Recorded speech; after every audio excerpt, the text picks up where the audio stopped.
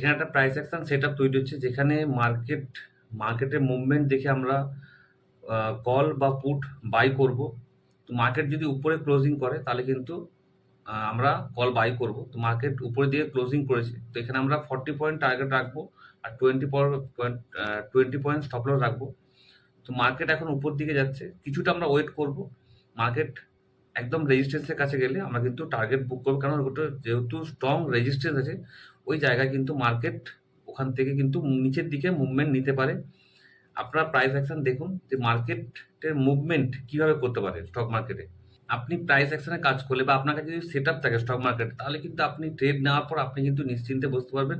শুধু ট্রেড যেখানে টার্গেট থাকবে সেই জায়গায় কিন্তু আপনি বুক করতে পারবেন। মার্কেট কিন্তু আপনার টার্গেটের কাছে চলে আসছে, তো এই জায়গায় আপনাকে টার্গেট বুক করতে হবে, কেননা মার্কেট ওখান থেকে নিচে আসতে পারে। এখানে 40 পয়েন্ট টার্গেট পেয়ে গেছেন, তো এইবার আপনাকে টার্গেট